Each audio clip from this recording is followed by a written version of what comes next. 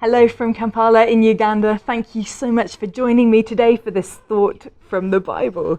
So recently, my Bible reading plan took me through the book of Ruth. It's a very nice little story to read in the Old Testament, and it introduces the main character, Ruth, funnily enough. She's getting along merrily in our home country of Moab when all of a sudden this Israelite man comes onto the scene and sweeps her off her feet, and she ends up marrying him. Her sister marries his brother, close family connections there. It's all going very well, happy families, everything's good. That Israelite family settled in Moab to avoid a famine in their home country. But sadly, while they're all living in Moab, Ruth's husband dies. And in fact, her sister's husband dies as well. She loses her brother-in-law too. And it leaves Ruth and her sister and her mother-in-law Naomi all alone, wondering what on earth they're going to do. So Naomi decides it's time to go back to Israel, and Ruth goes along with her. She ends up moving to a new country, moving to an entirely new culture, which I can tell you from personal experience isn't always easy. There are difficult days. It's not necessarily an easy journey. Ruth and Naomi, they arrive in Bethlehem all alone, and they have absolutely nothing. That's the setting that we find ourselves in Ruth chapter 2, verse 2, where Ruth the Moabite said to Naomi, "Let me go to the fields and pick up the leftover grain behind anyone in whose eyes I find favor." Naomi said to her, "Go ahead, my daughter." Now, Ruth, she could have felt a little bit bitter at this point, I think. I followed my mother-in-law.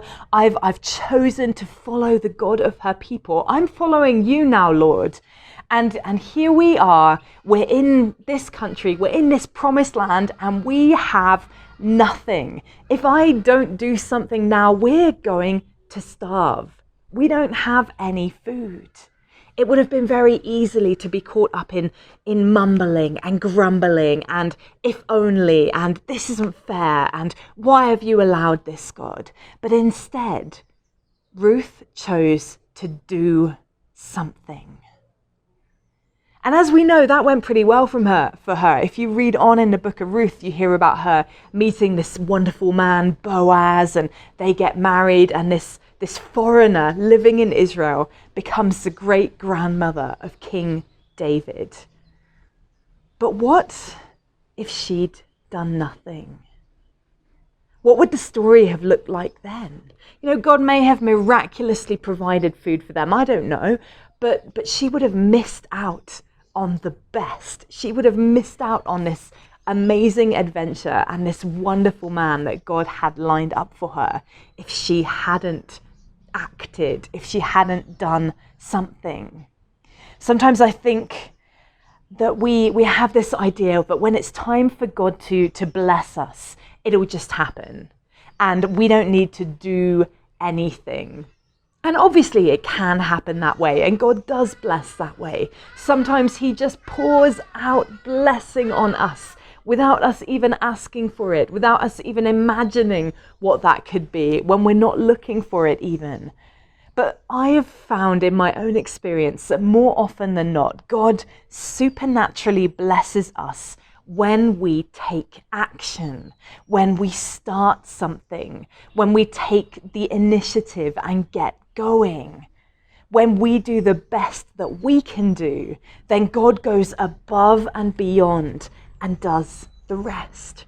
If you've watched any of these other videos, you may have heard that I'm an author as well as a Bible teacher. And it would be all well and good for me to sit down and say, right, God, I've decided I'm going to be an author. Now you bless that.